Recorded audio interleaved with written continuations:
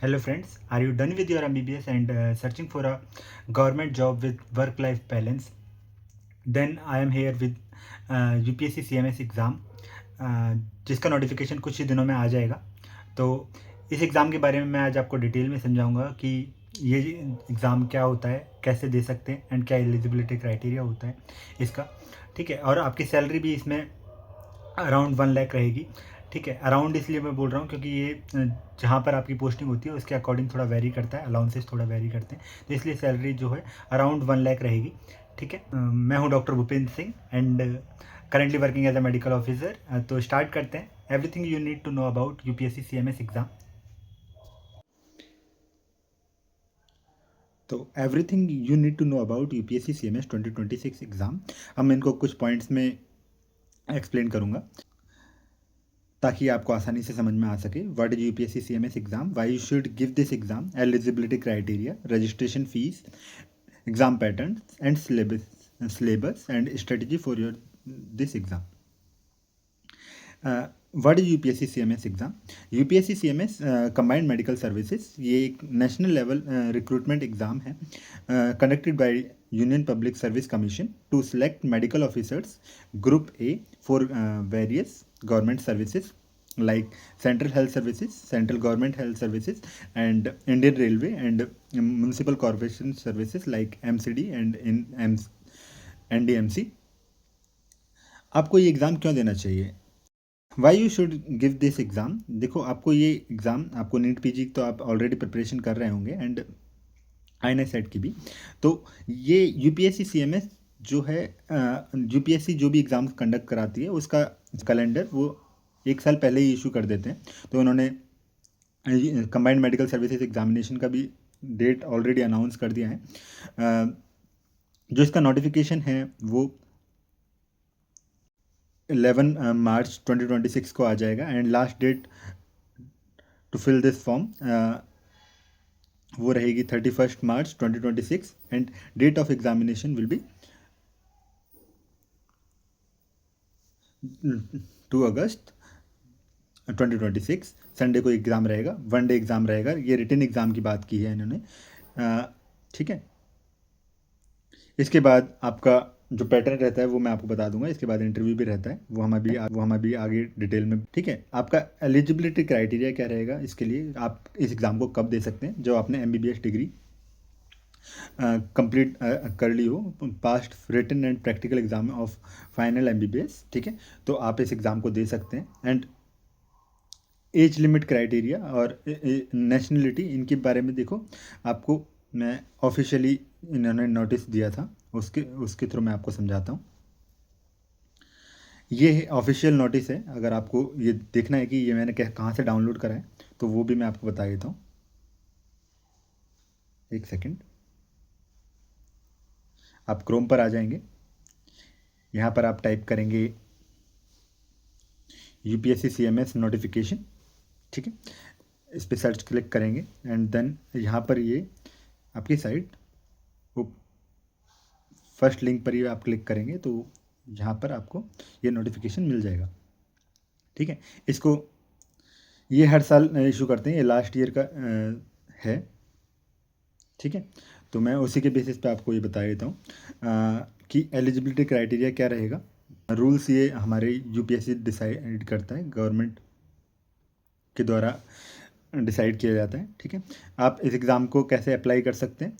UPSConline.gov.in platform के through आप ये एग्ज़ाम को अप्लाई कर सकते हैं। ठीक है, आपको अपने OTR प्रोफाइल यहाँ पर बनानी होगी।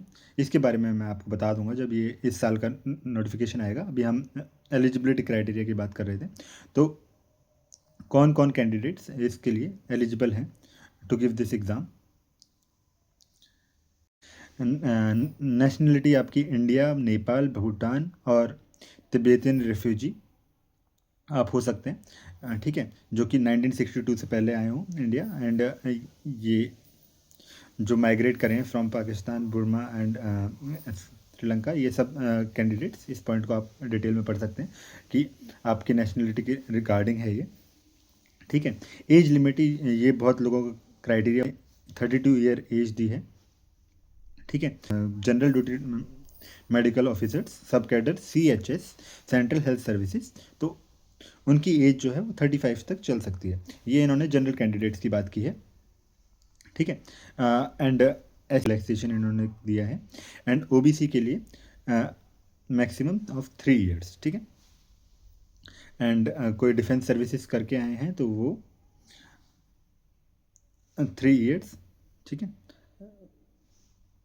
पर्सनल डिसेबल्ड इन ऑपरेशन ड्यूरिंग हॉस्टिलिटीज़, तो उनको अलग से 3 ईयर्स का एज रिलैक्सेशन इन्होंने दिया है। एंड एक्स सर्विसमैन हैं तो उनके लिए 5 ईयर्स, ठीक है। And maximum of 5 year in ECO and SSCO who have completed an initial period of assignment of 5 year military services, ठीक है। ये एज क्राइटेरिया की बात हो गई, तो आप यहाँ से देख सकते हैं, ठीक है। एंड मैंने थोड़ा इसमें भी मेंशन किया था, ठीक है। मैंने आपको एज लिमिट एंड नेशनलिटी के बारे में डिटेल्ड में बता दिया। एग्ज़ाम पैटर्न क्या रहता है, ये एग्ज़ाम 2 पार्ट्स में होता है, रिटन एंड इंटरव्यू, ठीक है। तो रिटन एग्ज़ाम जो होता है वो 500 मार्क्स का होता है। इसमें पेपर 1 एंड पेपर 2, जिसमें हर पेपर 250 मार्क्स का होता है एंड 2 आवर एग्ज़ाम, ठीक है।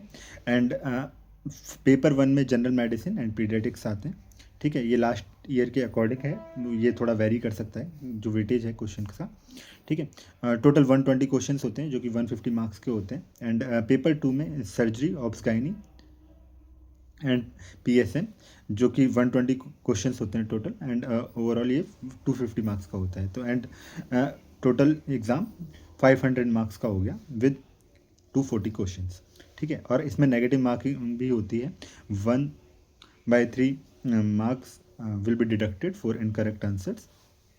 अगर आप ये रिटन क्लियर कर लेते हैं, ठीक है, तो इसके बाद आपको पर्सनैलिटी टेस्ट और इंटरव्यू जो कि 100 मार्क्स का होता है for the candidates who clear the written exam, ठीक है। एंड ओवरऑल वेटेज ये रहता है 500 प्लस रिटन एग्ज़ाम के लिए एंड पर्सनैलिटी टेस्ट के लिए 100 मार्क्स, तो टोटल ये 600 मार्क्स का रहता है, ठीक है। इस तरीके से ये एग्ज़ाम कंडक्ट कराया जाता है। सब्जेक्ट डिस्ट्रीब्यूशन एंड वेटेज, देखिए ये लास्ट 10 ईयर के अकॉर्डिंग है कि जनरल मेडिसिन अराउंड 80% पेपर 1 में जनरल मेडिसिन एंड पीडियाट्रिक्स आता है, तो जनरल मेडिसिन 80% वेटेज रखता है एंड पीडियाट्रिक्स 20%। पेपर 2 में सर्जरी, ऑब्स्गाइनी एंड PSM आता है, तो सर्जरी 40 क्वेश्चंस जो मैंने आपको बता दिया था, तो वेटेज इसका 33%, obs gynae as 33% and PSM as also 33%। तो ये, लेकिन इसमें ऐसा नहीं है कि ये कुछ क्वेश्चंस जनरल मेडिसिन, जैसे कि आप जानते हैं कि इसमें सब्जेक्ट्स काफ़ी सारे सब्जेक्ट कोरिलेट करते हैं, तो इसमें माइक्रोबायो एंड FMT ये सब्जेक्ट्स भी होते हैं। एंड थर्ड ईयर भी आ सकता है, वो भी क्वेश्चंस कोरिलेट कर जाते हैं, है ना, क्लिनिकल सिनारियो के बेसिस पे आपका क्वेश्चन हो सकता है। तो ये ना माने कि आप सिर्फ यही सब्जेक्ट आ रहे हैं, ये एक मिथ है। कुछ क्वेश्चंस आते हैं, जब आप प्रीवियस ईयर सॉल्व करेंगे तो आपको समझ में आ जाएगा, ठीक है, ठीक है। एंड अब बात करते हैं कि सिलेबस क्या रहता है ना। Fourth point is syllabus. तो सिलेबस के लिए देखो, आप UPSC CMS की साइट पर आ जाएंगे, यहाँ पर टाइप करेंगे आप UPSC CMS, upsc.gov.in, यहाँ पर आप आ जाएंगे। यहाँ पर देखो आप कैलेंडर भी देख सकते हैं जो कि मैंने आपको डाउनलोड किया था, तो ये एनुअल कैलेंडर आ गया है जो मैं आपको बता चुका हूँ कि इसी में मैं आपको डाउनलोड करके दिखा देता हूँ, एक सेकेंड।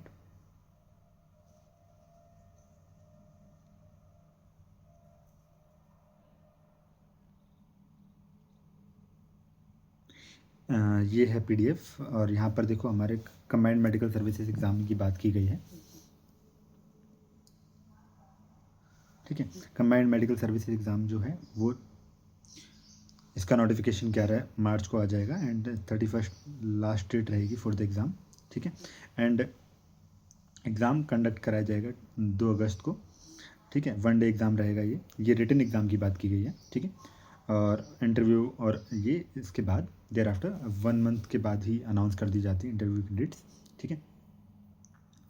ये हो गया। देन इसके बाद हम सिलेबस की बात कर रहे थे, तो सिलेबस में देखो, सिलेबस में ये रिवाइज्ड स्कीम एंड सिलेबस, ये जो सिलेबस है वो सर्विसेज एग्जामिनेशन ने 2018 में इस सिलेबस को अनाउंस कर दिया था और उसके बाद भी अब तक कोई भी चेंजेस नहीं किए हैं सिलेबस में। ठीक है।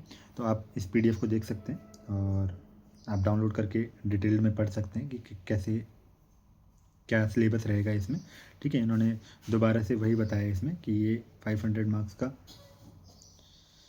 एग्ज़ाम रहेगा, जो कि 2 पार्ट्स रहेंगे, 250 marks in each exam and each paper will be of 2 hour duration. And उसके बाद जो कैंडिडेट्स इसको क्वालिफाई कर लेंगे देन इसके बाद उनका पर्सनैलिटी टेस्ट रहेगा जो कि 100 मार्क्स का होगा। ठीक है।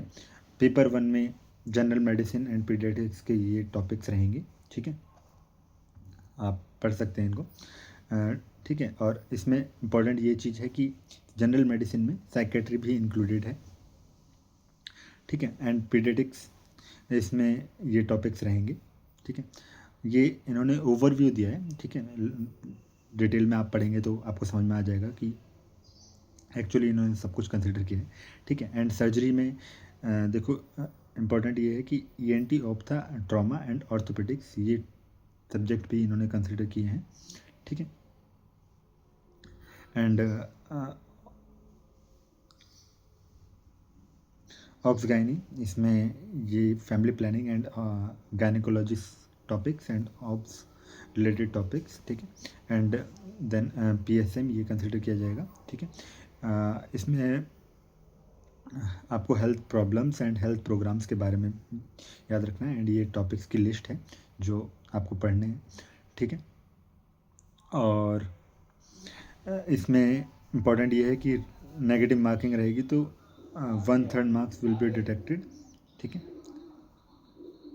और अगर आप कोई भी क्वेश्चन छोड़ते हैं तो उसकी कोई पेनल्टी नहीं रहेगी। ठीक है। ठीक है। और ये दोनों पेपर जो हैं एमबीबीएस स्टैंडर्ड के रहेंगे। इसके बाद पर्सनैलिटी टेस्ट वो 100 मार्क्स का रहेगा। ठीक है। जिसमें आपकी पर्सनैलिटी टेस्ट की जाएगी। ठीक है। That's all. तो अब हम बात करते हैं स्ट्रेटजी की फॉर यूपीएससी सीएमएस एग्ज़ाम। देखो, आपको इसके पीवाईक्यू लगाने हैं लास्ट 10 ईयर्स के। अभी लास्ट 5 ईयर्स के से स्टार्ट कीजिए। अगर आपके पास टाइम रहता है तो लास्ट 10 ईयर्स के कंप्लीट करने की कोशिश कीजिएगा। एंड उन प्रीवियस ईयर के क्वेश्चन और आंसर की आपको कहाँ से डाउनलोड करने हैं वो इसी की साइट पर मिल जाएंगे। अगर आपको समझ में ना आए तो कमेंट सेक्शन में बता देना, मैं उसकी भी वीडियो बता दूँगा आपको कहाँ से डाउनलोड करने हैं। और दोस्तों, मैंने अभी पढ़ाई शुरू कर दी है और आप मेरे साथ पढ़ना चाहते हैं तो आप मेरे को कमेंट सेक्शन में बोल सकते हैं, फिर हम स्टडी विद मी का सेशन रख लेंगे। ठीक है। Thank you friends, that's all from my side. और आपको अगर इस पीडीएफ की लिंक चाहिए या फिर कुछ भी अभी भी समझ में नहीं आ रहा है तो आप मेरे को कमेंट सेक्शन में पूछ सकते हैं या फिर मेरे इंस्टा पेज पर जाकर मुझे फॉलो कर सकते हैं और वहाँ पर आपके कमेंट्स आप मुझे डीएम कर सकते हैं। तो मैं आपका जल्द से जल्द रिप्लाई देने की कोशिश करूँगा और आपकी जो प्रॉब्लम है उसे सॉल्व करने की कोशिश करूँगा। Thank you.